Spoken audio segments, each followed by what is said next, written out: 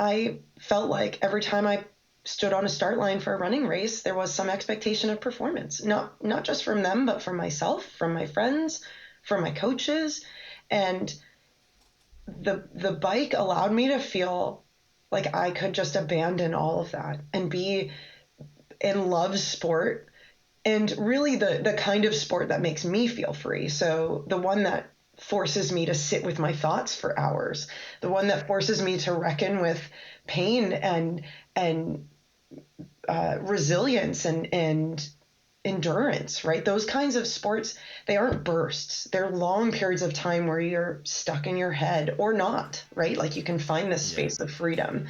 And the bike really brought that ability to go explore and be outside and see new places.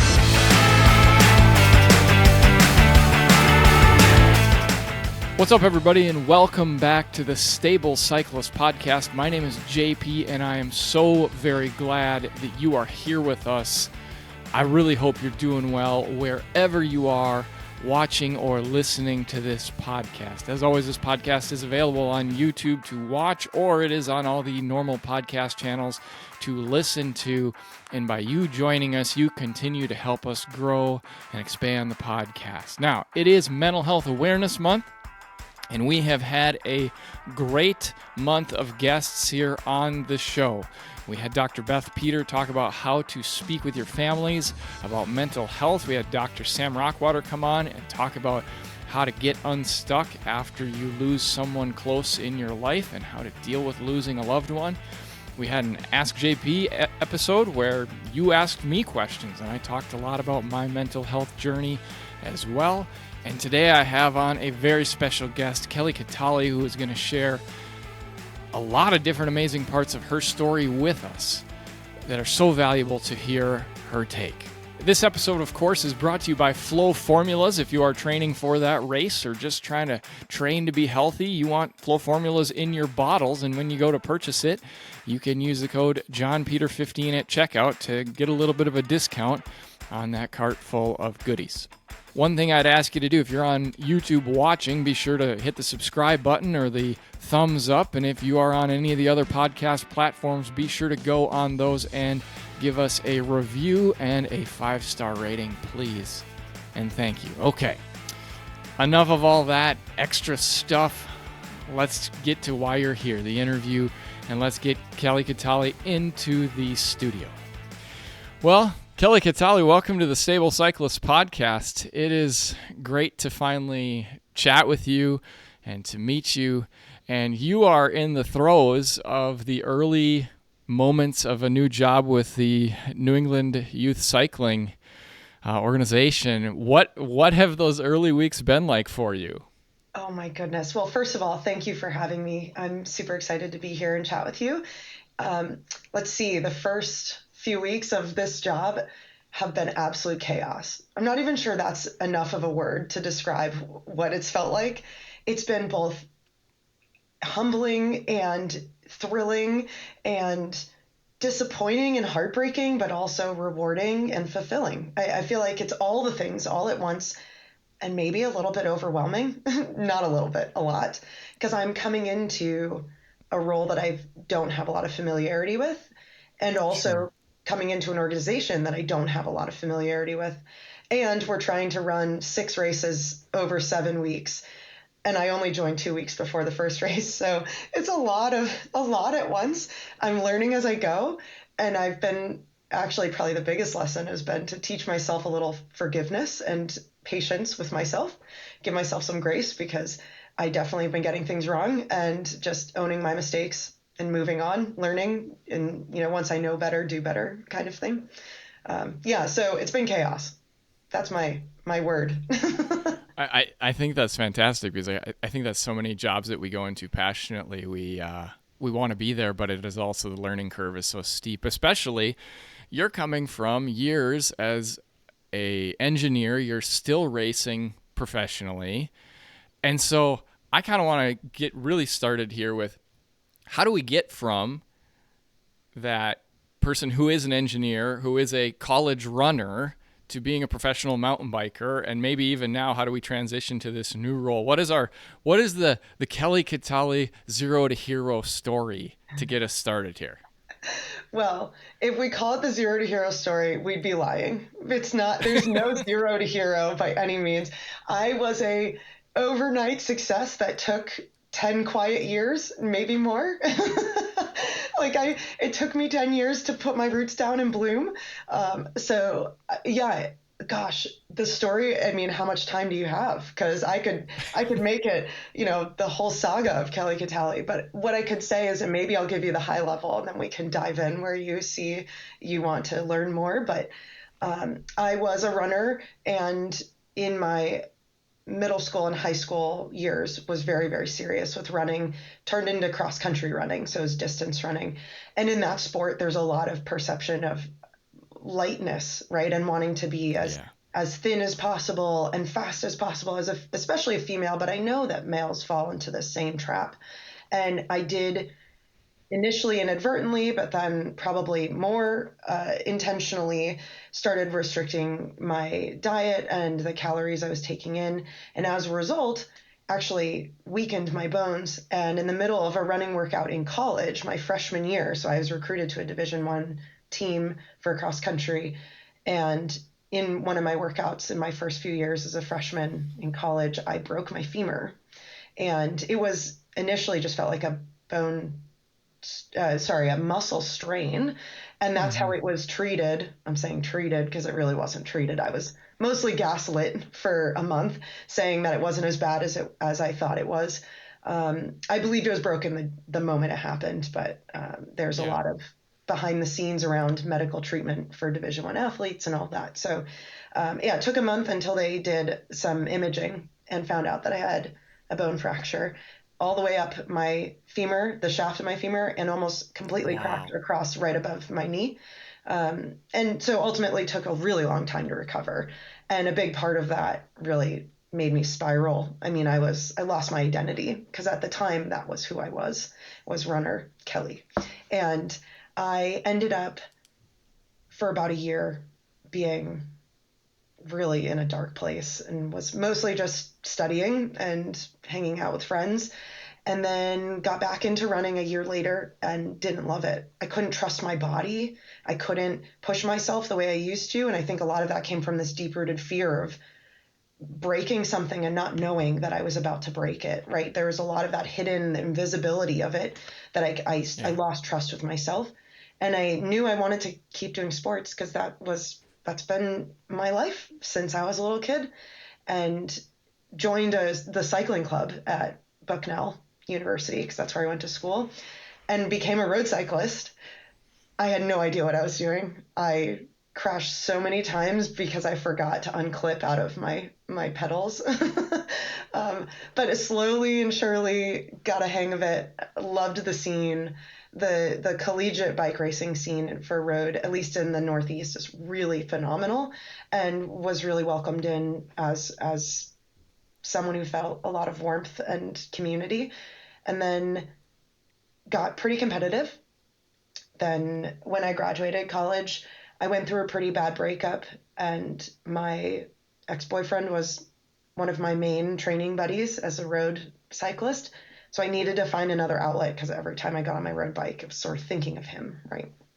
And Yeah. I had a coworker who said, "Mountain biking solves everything. Buy a mountain bike." And I was like, okay. So, of course, I'm the 2 feet in the deep end, kind of jump into the deep end kind of person. I bought a carbon mountain bike, was absolutely horrendous at it, crashed multiple times every ride. I didn't know what I was doing. I was just trying to keep up. And eventually got to the point where I was good enough. I had been welcomed again into this community. I felt safe and happy. And in a lot of ways, felt like I was pushing myself in a way that I hadn't for a while, right? Going from beginner to proficient takes a lot of work in mountain biking, but also is very fulfilling and rewarding. And I Yeah. ended up getting into a space where a few people had said, you should try racing mountain bikes. And of course, that resonated with my cross country runner self and my road bike racing self. And I gave it a try. And I wish I could say the rest is history, but that's really when the work began. And it took it took many years for me of consistent work and a lot of sacrifice and a lot of commitment to get to a place where I was succeeding in a visible way to the people in my community. So all that those hours spent training and whatnot are kind of forgotten once you get to the point where you're succeeding by the standard of success, right? What people define success for you as. So yeah, that was a long-winded zero to hero, but certainly I would never call myself a hero. That's I know that's a phrase, it's a turn of phrase, but I think that it's been zero to role model, hopefully, right? Like someone that For people sure. can relate to and see Yeah. themselves in some ways. And that comes, just based on my own authenticity and being willing to share my own experiences with others publicly. Yeah. Yeah, absolutely. And you are a hero because you have a story, right? And everybody's story is really valuable, and that's why we're here talking today. And so Yeah. let's I just can't wait to dig into all this. My first thing, and I do want to talk a little bit about this college running injury and how it set things up, because I just think those are so formidable. I mentioned to you in texting, I had a not as drastic of an injury, but I had a femoral stress fracture my junior year of college as well. Probably also brought on by not eating enough, because that's when you're a distance runner, that's what you do. And so right away, when I heard that part of your story, I was like, okay, like there's something here to talk about. But you mentioned that when you started running again after that, you had a lot of fear of just breaking down. Like, when am I going to break down? And when am I going to break? And how do I get around this? At some point, you got around that, or you got unstuck from that thought pattern. Was it just trying another sport, or did you still have that feeling when you moved on to the bike of like, oh man, like what am I doing here that I'm going to break at some point? Yeah, that's a great question. I have this history, and most people around me would admit they've seen me fall into this pattern regularly of reinvention. It's the positive spin on I have a history of running away from the things that really challenged me. So I can call it reinvention to make myself feel better, but I think I was afraid to face something that was really deep rooted in me around running. Yeah. And frankly, I felt like the community was maybe not in alignment with what I wanted in sport. It's very competitive, lots of pressure. I've always put a lot of pressure on myself up to that point, especially around my results and my self worth around my results. And I think it had gotten to the point where it was just everything was too much, and it didn't feel worth it to try to fight and face the reality, right? And I think there was a partial reality, and I've never really unpacked this because I moved on. And to get past that block that you're referring to, I actually had Yeah. to reset my environment. I essentially reinvented myself as a cyclist. At the time, that's not what I called it, right? It was just sort of like, I want to do something new. I don't love this thing anymore, and I can feel it deep in me that this is not my thing. But if I really was to look back and say what was driving me, I wonder how much of it was having to face the reality that I wasn't as good as I thought I was, right? Mm, So I yeah. was not when I was in New Hampshire growing up, I was one of the best in New England. So I'd go Yeah. and run a race, generally speaking, and would win the race. People would praise me, and that became part of my identity. I was the girl wearing American flag shorts, and I mean that was part of who I was. And Yeah. I would go and win road races or whatever, and I had this sort of sense of achievement and always the next win, always the next podium, whatever it was. And I went to college and I was maybe 10th on my team. And I didn't have enough time to sit with it before my femur broke. So I was always in Yeah. this limbo of, well, maybe I wasn't good enough to be what I felt proud of on that team from a result standpoint or outcome standpoint. So I wasn't, I was never there long enough to make peace with that. So then coming back, it's like, am I ready to face that reality? Am I ready to try to push through something that is really holding me back? This fear, this internal fear of hurting myself again and not being able to recognize that I'm hurting myself, right? And I think all of it was like, no, I don't really love this sport enough, or I don't love the process enough at this point in time to to be willing to face those bigger questions and those bigger answers. So instead, I moved on to a new sport that a lot of people said, you'd be good at this, right? Like, oh, that's music to my ears, right? I'd be good Yeah. at this. Yeah. So, I think I abandoned something that, looking back, it could have served me had I had the support I needed at the time to take a step back and say, what is it that brings me self-worth? What is it that I can appreciate about the process that will give me value without worrying about where I stand within the team and within the results of the races I run. So how did I get, to answer your question, I just went on a random tangent, but how did No, I you're get good. You're good. how did I get past that barrier, that mental block? Honestly, by just completely relinquishing my hold to where that block existed, right? So it was like, that's in running, I'm going to restart. And I think by the process of becoming a beginner again and then teaching myself and learning from others around me, my teammates, how to ride, I felt this kind of safety through mediocrity. Like I just sort of was like, I'm just here. Yeah. I'm not really pushing myself right now in the same way with the expectations that I had before. And that is perhaps how I got through it. I put enough distance between myself and that experience that I didn't have to really face it. And like, to be honest, I've never really unpacked a lot of that. I'm sort of doing it on the fly here. That's all good. No, and I think that gets to the root of something even bigger. That competitiveness brings out a side of us that can be really positive, and it can also be extremely negative Mhm. in that it draws us away from why we're actually doing the activity that we're doing. And in my research ahead of this interview, I heard you mention on a different podcast that, and your quote was, I needed to find something where I could be free again when you left running. And ultimately we're searching for things that allow us to feel that freedom. It doesn't have anything to do with competitiveness. You wanted to be that kid again in high school that was just like, I'm running because this is fun to do, and I happen to be really good at it. And why did the bike bring that freedom for you? Because I would relate to that too, that the bike has brought that freedom. It still does today. But why did it do that for you? I think initially the bike brought me freedom because it was a completely clean slate. So there was no expectation. I mean, for example, not that my parents, were malicious with their expectations by any means.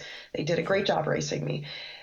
And I felt like every time I stood on a start line for a running race, there was some expectation of performance. Not just from them, but from myself, from my friends, from my coaches.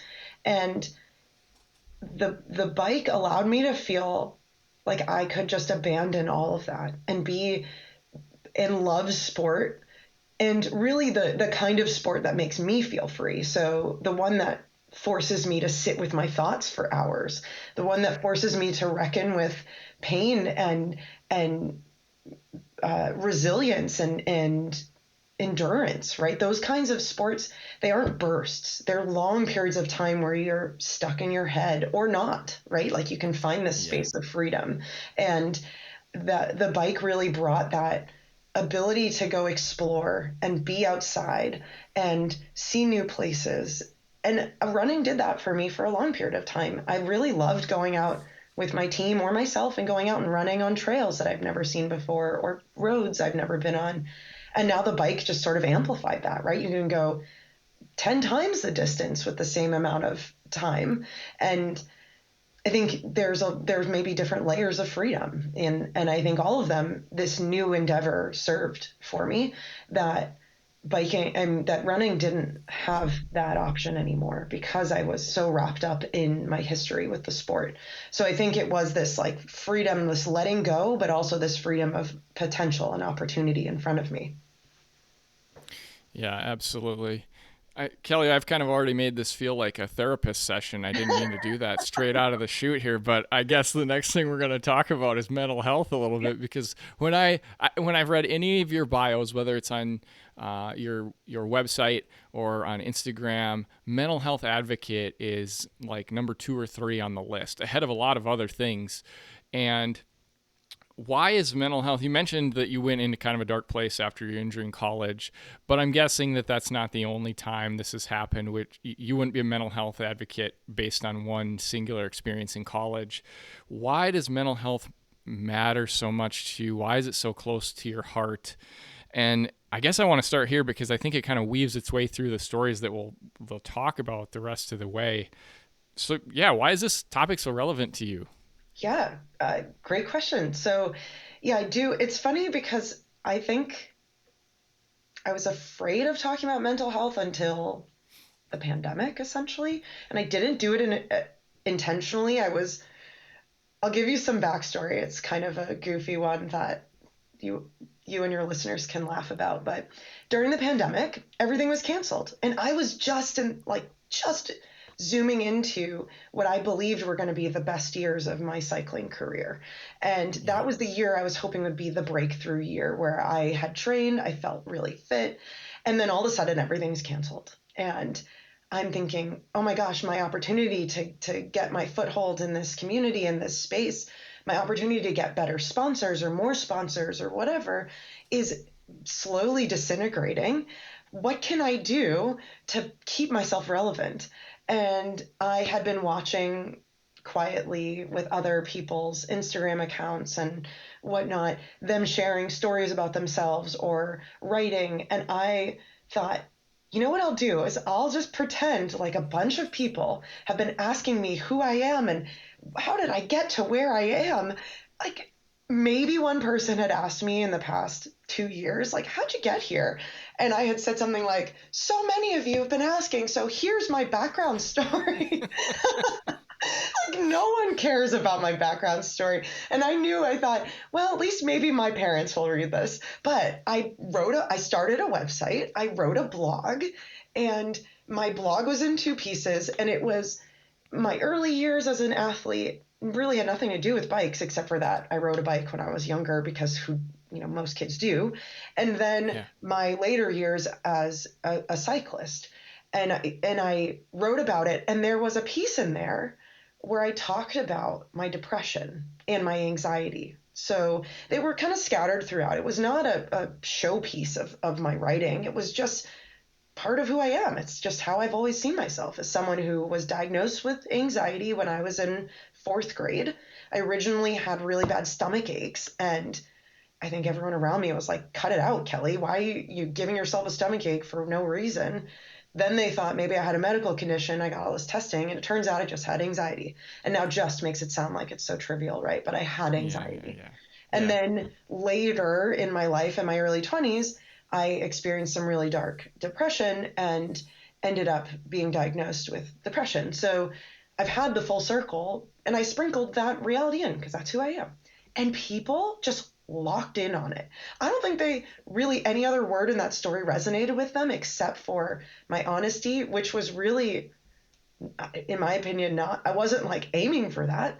And Right. it happened. And so for me, I shared something that hit a nerve, and I realized how important it was to be honest, and how much people received that with a really welcoming space. And as a result, I latched onto it, right? So what I was seeing initially, I think, was this almost selfish, like self-serving concept where, okay, well, if I can't be the athlete I want to be and get the visibility I want to, then maybe I can give myself this title, and then people will still find me valuable and worthwhile to listen to and a good role model and whatnot. So that was my initial motivation, was I'll just call myself a mental health advocate because people care about that, it seems. And and then I'll share more and whatever. And that kind of self-serving model has bloomed into, holy crap, people really care about this and it's actually Yeah. making a difference. And now I'm latching onto it because I feel like it's one of the most impactful and also the most important roles that I can serve with the platform that I have. I'm not going to be an Olympian. And that's not to say that I couldn't be, but there are Mm-hmm. so many sacrifices I would have to make that I'm not willing to make to be an Olympian. But I can use my current platform to be a mental health advocate. and anyone can be a mental health advocate with Yeah. their own platforms. That to me feels like the right way to live my life and help project myself into the world.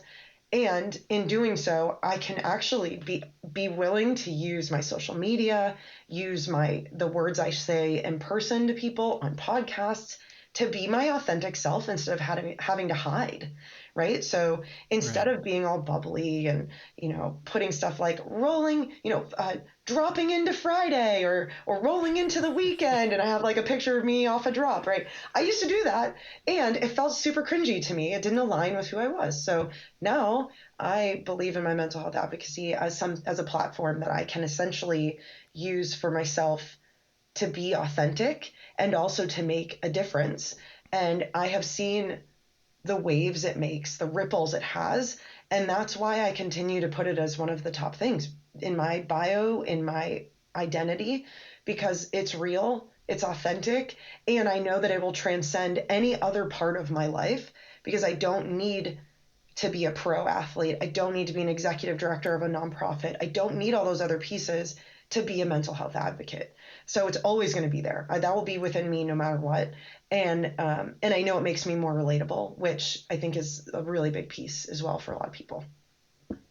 100% to all of that. It is kind of the thing that stands up, not just in the bike world, but to everybody who's alive, because everybody knows somebody who's struggling or they're struggling themselves. And so it's relevant to literally every person Yeah. alive. So I want to talk about some of the things that you're doing. You have a on Instagram. I'm going to get the title wrong. I think it's Mental Health Monday check-in or something like that you do. And I want to talk about what that is like, because people don't understand when you, and I mean, the Stable Cyclist, it is literally a play on words about bipolar disorder and a guy who rides bike, right? And so when you put yourself out there on social media about mental health, yes, you encourage a lot of people, but you also get feedback from people who are struggling, and you all of a sudden get some of their burdens along with it. And so what has that been like navigating into that territory where it feels like, well, I'm just on social media, it's all good, but then you have like sometimes very real situations that like you now have awareness of that you kind of have to help people work, not necessarily help them work through, but help people with. What has that experience been like, and what is your Mental Health Monday check-in? Yeah. I'll start with what is Mental Health Monday because that's maybe simpler than the next piece. Yeah. No, So yeah, no, for sure. Sorry. no, it's okay. You do not ever need to apologize. You are, first of all, you're serving the role that I would hope you would, which is asking good questions. So thank you. Mental Health Monday is, gosh, it was one of those other things where I felt like I want to do something, and because apparently in my mind I can't have enough of like me wanting to do it is enough of a reason. I have to make something up, right? So I was like, oh, instead of me sharing my authentic thoughts or experiences, why don't I do a Mental Health Monday check-in and make it kind of like a catchy, they say like Women Crush Wednesday or Man Crush Monday or whatever, right? So I was like, Mental Health Monday. And I started doing it as a way to reflect because I felt like, okay, I've got this platform as a mental health advocate now. What am I going to do with that? Right? Like, Yeah. how do I make an impact? And I am, as I mentioned a little while ago, I am the kind of person who jumps both feet in the deep end of a pool. So of course I was like, oh, as a mental health advocate, what giant fundraiser can I do? What kind of event can I do? What kind of big gesture can I do to show that I'm a mental health advocate and I believe in myself as that role? And it was so overwhelming to think about how could I be the best version of a mental health advocate that I could imagine. And of course, social media makes this even worse, right? Because you see all these people who are throwing events or races or whatever, going and walking across the desert or, doing all these big grand gestures for their cause. And I'm sitting here like, well, I'm just calling myself a mental health advocate, but what am I doing with it? And I had a moment with my therapist where I was like, I feel called to do something and I don't have the space to do it or at the time. I mean, I'm a pro, I'm an engineer, I'm I'm a wife, I'm a homeowner. I've got all these different things and I don't want to relinquish any of those or diminish any of them, but how can I make space, like squeeze more in? And we talked about it, and the reality is that who says I have to do something big to be a mental health advocate? So then I thought, how could I do something small? What kind of gesture could resonate with that part of my identity that doesn't have to be this giant lift that is so giant that I just choose not to do it because it's paralyzingly giant? And then Yeah. then I'm, what am I doing? So I thought, okay, a weekly post. That feels pretty achievable, right? And then I called it Mental Health Monday. I had no idea what I was doing. I was like, oh, I wish I could. I probably should go back and see what the first one was. I think it might have been some sort of reflection on how I'm feeling at the time. And maybe I suspect, because this is more my resonant frequency as a person, was a little bit of sadness, right? There was probably something more sad or like Eeyore underneath the surface for me. And I was sharing that openly. And I got some responses like, this is really cool. Thanks for sharing. Thanks for being honest, like you always do. And then I showed up the next week and the next week. And it became this space for me to force a reflection. And I truly mean it in the both positive and negative.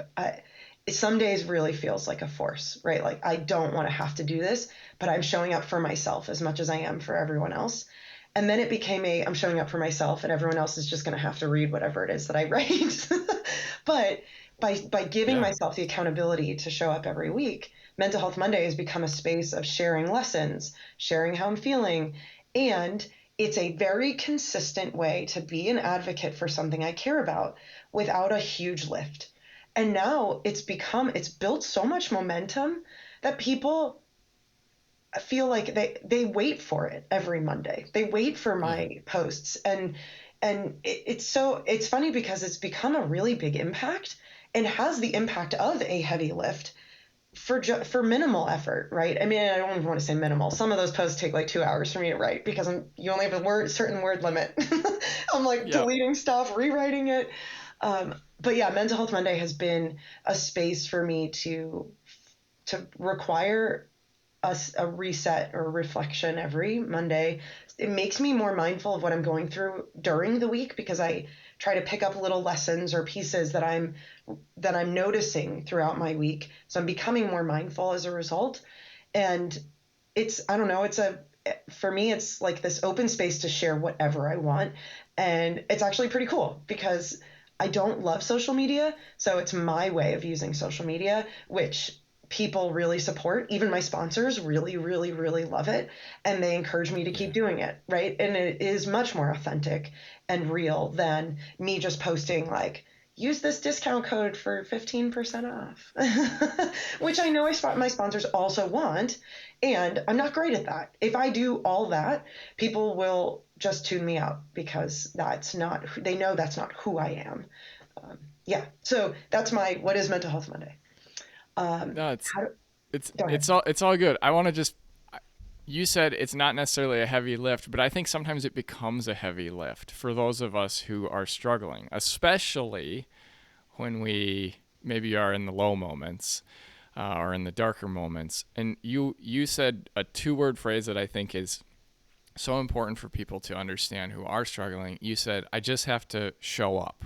Mm, And something that I have noticed, and maybe you can give some words to this, and then we'll dive back into the rest of it. But one of the things that we have done kind of as a society with mental health is this idea that we just have to stop for the person to get help. And almost exclusively the people I talk to, and my own experience as well, the things that have gotten us out or get us moving forward is we just have to show up and do the work.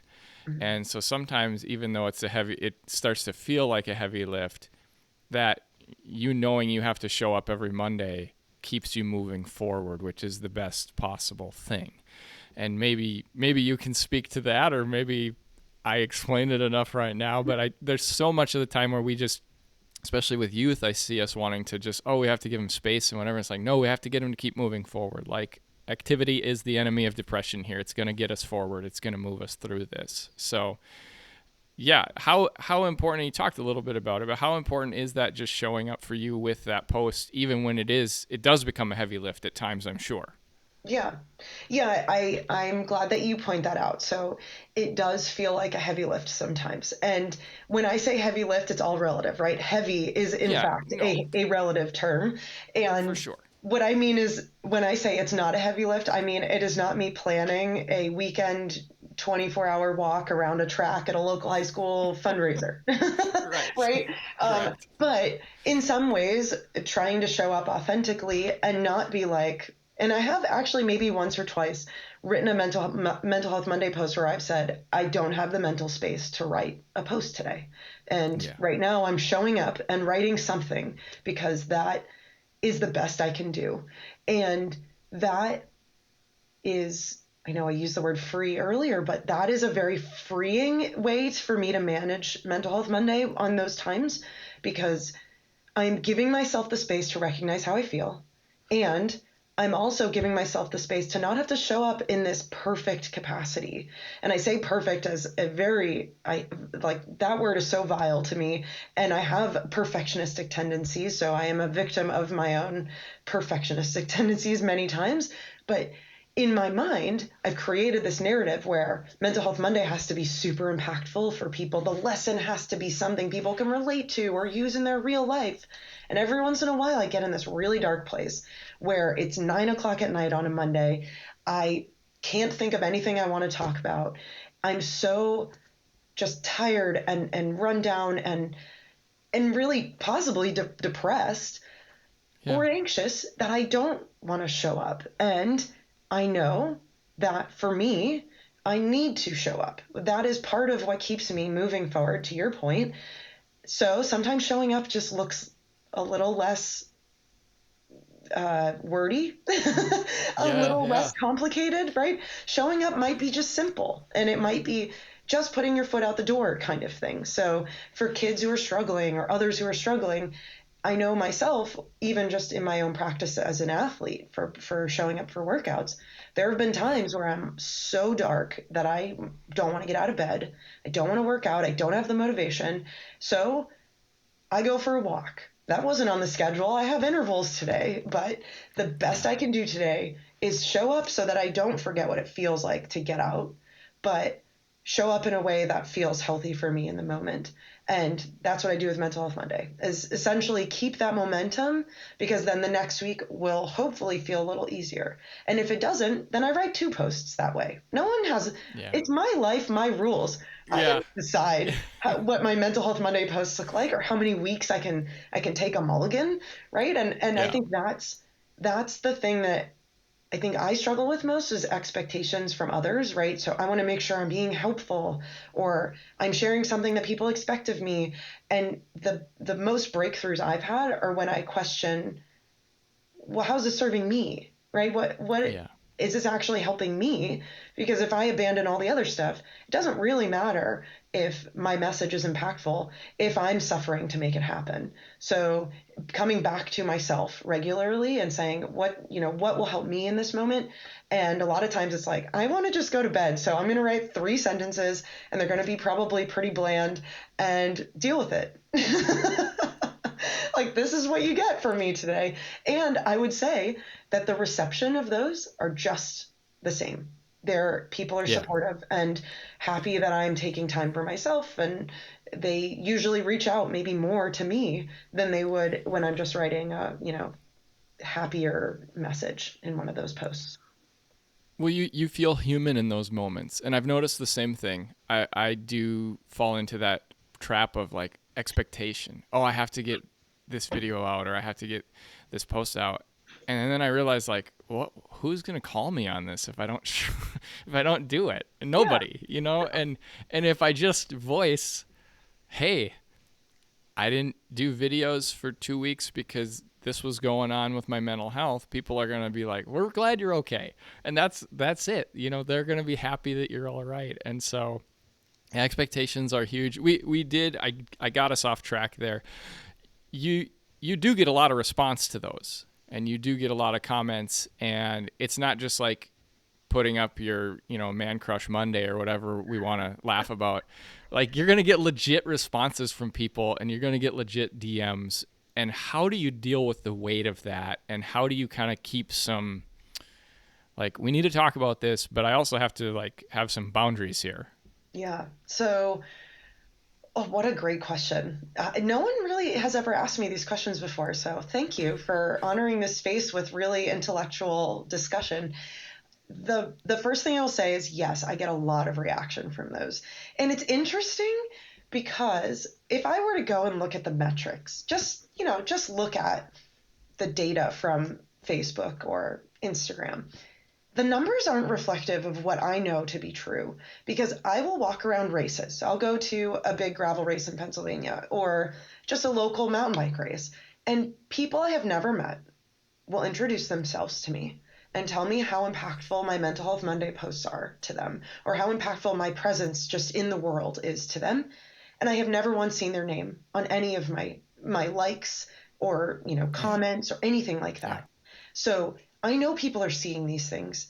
And every time someone takes a moment or two or three or sometimes like a half hour to talk to me about whatever's going on, I honor that space because what I want to do is make sure that people feel like they can speak openly about something without me brushing them off. So there is a real challenge with boundaries because I don't want to brush someone off and be like, okay, thanks. That's Yeah. great. Because I want them to feel like, okay, I opened up just like Kelly did, right? I opened up to Kelly because I know she's a safe space. Yeah. And I will always look them in the eye and thank them for taking the time to follow me and to also for taking the time to thank me because it does take effort to pull yourself into a space where you can provide feedback, and people are really good. They always have time for negative feedback. Everyone can make time for negative feedback, but Yeah. making time for positive feedback is a real effort, and I Yeah. will always make sure that I thank people. So setting boundaries though is when someone comes up to me and starts talking to me on the start line or when I'm trying to warm up or get ready, I will still look them in the eye and say thank you and make it brief and say, I would love to talk to you more about this. And I'm getting ready for my race right now. Can you find me after the race? Or can you Yeah. email me and we can set up some time potentially to chat? Or can you message me and we can chat again some other time? Right. So that gives me the space to push back a little bit without being rude. And I do make time to talk to a lot of people behind the scenes, which is maybe to my own detriment. I'm so busy that maybe I should be a little better about protecting my space and my time. But I haven't gotten to that point yet. So, gosh, I hope not too many people are like now jotting down this note, like, reach out to Kelly, she'll give me time. But I will say that now to go deeper, there are people who share with me some pretty personal things and Yeah. some pretty dark things. And in those moments, I still do the same thing where I thank them for being willing to share that and for being so open with me. Because if the first thing that I can do is make someone feel like they didn't make a mistake by sharing with me, that feels like Yeah. success. That's step one. So I always thank them for being willing to share and be vulnerable with me. And if I feel like it's necessary, I'll provide resources. So, I have Yeah. links to websites or helplines or things like that that I kind of have handy because I know people, might need to be pushed in that direction a little bit. And sometimes I'll write a message. The thing about messages is that they're sort of like an invitation to a party. Like I didn't ask for that invitation, right? So I'm not obligated to attend your party. I can I can respond when I can, right? I'll respond when I can if I want to. And I also know I need to protect my own well-being and my own energy and my own space. So sometimes I can't respond to everything and I can't feel this Yeah. deep guilt about it. But other times I'll say, thanks for sharing that with me. I'm really sorry you're struggling to hear, I'm sorry to hear about this. And I hope things get better for you. Right. And I can share resources I have.